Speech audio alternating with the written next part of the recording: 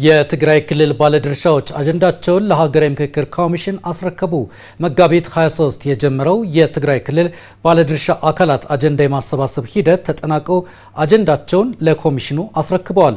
የፖለቲካ ፓርቲዎች፣ ሲቪክ ማህበራት፣ ተቋማት እንዲሁም ታዋቂ ግለሰቦች በንዑሳን ቡድኖች ተከፋፍለው አጀንዳዎቻቸውን በቡድን ውይይት አጠናቅረው አስረክበዋል።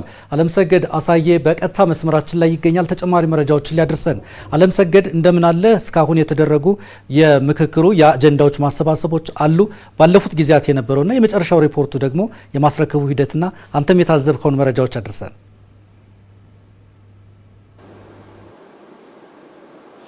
አመሰግናለሁ ላይኩን። በዛሬው ዕለት እንግዲህ የኢትዮጵያ ሀገራዊ ምክክር ኮሚሽን ባለፉት 3 ቀናት ሲያካሂድ የነበረውን በዚህ በአዲስ አበባ የትግራይ ክልል የባለድርሻዎች የአጀንዳ ማሰባሰብና የተሳታፊዎች ልየታ መርሃ ግብርን በዛሬው ዕለት የመጀመሪያውን ዙር አገባዶ አጠናቋል ማለት ነው። እንግዲህ ባለፉት ጊዜያት እንደምናስታውሰው በተለይ በትግራይ ክልል አስቻይ ሁኔታ ሲፈጠር እንግዲህ በትግራይ ክልል የአጀንዳ የማሰባሰብ ስራ ለማድረግ እንግዲህ ቁርጠኛ እንደነበረ በተለያዩ የመገናኛ ብዙሃን መግለጫዎች ወቅት እንግዲህ የሀገራዊ ምክክር ኮሚሽን ሀሳቦች ስንከታተል ቆይተናል ማለት ነው። ነገር ግን በትግራይ ክልል በአሁኑ ወቅት የሀገራዊ ምክክር ኮሚሽኑ የአጀንዳ ማሰባሰብ ምዕራፍ ለማድረግ የሚያስችል አስቻይ ሁኔታ ባለመኖሩ ምክንያት በዚህ በአዲስ አበባ ባለፉት 3 ቀናት በተለይ ከመጋቢት 23 ጀምሮ እስከ ዛሬ እስከ መጋቢት 25 ድረስ እንግዲህ በአዲስ አበባ ሲካሄድ ቆይቶ በዛሬው ዕለት ባለድርሻዎች ሲወያዩባቸው፣ ሲመካከሩባቸው፣ ሲከራከሩባቸው የነበሩትን ይበጀናል፣ ነጋችንን ያሻግሩናል ያሏቸውን ሀሳቦች እንግዲህ በአጀንዳ መልክ አጠናቅረው በዛሬው ዕለት ለኢትዮጵያ ሀገራዊ ምክክር ኮሚሽን አጀንዳዎችን አስረክበዋል ማለት ነው። በዚህ በሀገራዊ ምክክር ኮሚሽን የአጀንዳ ማሰባሰብ ሂደት ላይ እንግዲህ በርከት ያሉ የትግራይ ክልል ጉዳይ ይመለከታናል የሚሉ እንዲሁም ደግሞ በሀገራቸው ጉዳይ በመጪው ጊዜ ጭምር በአንድ ሊያኖረን የሚያስችለን ሀሳብ እንግዲህ ሲከራከሩበትና ሲወያዩበት ቆይተው ነው ያስረከቡት ማለት ነው።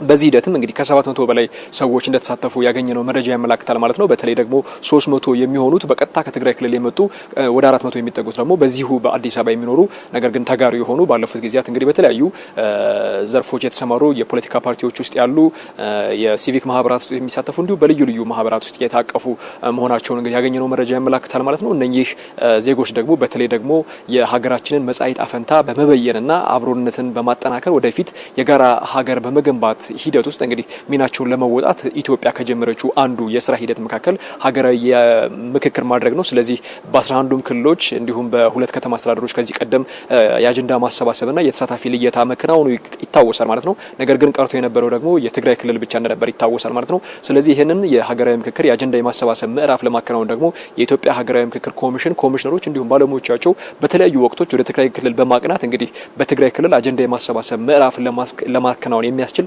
ሁኔታዎችን ሲያመቻቹ እንደነበር ይታወሳል። ነገር ግን ደግሞ በክልሉ ያለው አስተዳደር ይህንን አስቻይ ሁኔታዎችን ባለመፍጠሩ ምክንያት እንግዲህ ያለው አማራጭ የመጀመሪያውን ዙር አስቻይ ሁኔታ በዚህ በአዲስ አበባ በማድረግ እንግዲህ የአጀንዳ የማሰባሰብ መርሃ ግብሩን ማከናወን ችሏል ማለት ነው። በሌሎች ጊዜያት አስቻይ ሁኔታዎች በሚፈጠሩበት ወቅት በትግራይ ክልል ከተለያዩ ወረዳዎች የተውጣጡ የትግራይ አካባቢ ነዋሪዎች እንግዲህ ይመለከተናል በሚሉት ወይም ደግሞ እኛም ማዋጣት አለብን በሚሉት የሀገራዊ ሀሳቦች ላይ እንግዲህ እንዲወያዩባቸው የማድረግ እድል በማንኛውም ሁኔታ ሀገራዊ ምክክሩ ኮሚሽኑ እንደሚያመቻች ለዛም ዝግጁ መሆኑን እንግዲህ በዛሬው ዕለት ሀሳቡን ገልጿል ማለት ነው። እንግዲህ የሀገራዊ ምክክር ኮሚሽን የአጀንዳ ማሰባሰቡ የትግራይ ማለት ነው ከተጠናቀቀ በኋላ ለመገናኛ ብዙሃን እንግዲህ ኮሚሽነር ዮናስ አዳይና ኮሚሽነር መላኩ ወልደ ማርያም ሀሳቦቻቸውን አጋርተው ነበረ መግለጫ በሰጡበት ወቅት ማለት ነው። ስለዚህ ባለፉት ጊዜያት እንግዲህ በትግራይ ክልል አጀንዳ ለመሰብሰብ በተለያዩ ወቅቶች ጥረት አድርገናል። ነገር ግን ደግሞ በዚያ ያለው አስተዳደር እንግዲህ ምንም አይነት ምላሽም ያልሰጠበት እንዲሁም ደግሞ እሺም እምቢም ያላለበት ሁኔታዎች እንደነበሩ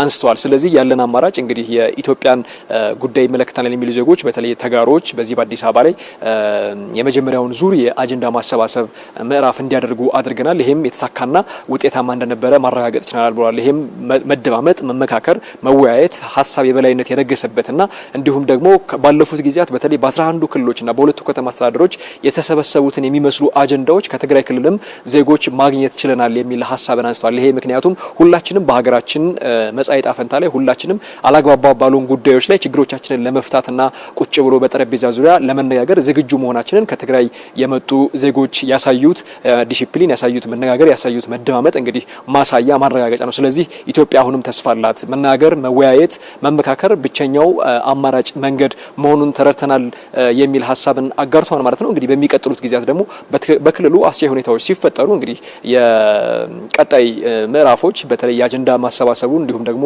እነዚያም በዚያም አካባቢ ያሉ ዜጎች ያለንን ሀሳብ ያላቸውን ሀሳብ እንዲያዋጡ ጭምር ነባራዊ ሁኔታ እንደሚመቻችላቸው ገልጿል ማለት ነው። ስለዚህ በዛሬው ዕለትም እንግዲህ በርከት ያሉ ሀሳቦች የተሰናሰሩበት እንዲሁም ደግሞ ሀገራዊ ወይም ናሽናል ዲያሎግ ለሚባለው ምዕራፍ እንግዲህ ተወካዮች ጭምር የተመረጡበት በ30 በተለይም በ6 ቡድኖች ተከፍለው 30 ዜጎች ከዚሁ በአዲስ አበባ ከተካሄደው የሀገራዊ ምክክር ሂደት ላይ ሀሳባቸውን እንግዲህ በማጠናቀር ለሀገራዊ ምክክር ኮሚሽኑ አስረክቧል ማለት ነው። ለሰዓቱ ያስኳቸው መረጃዎች ይመስላሉ።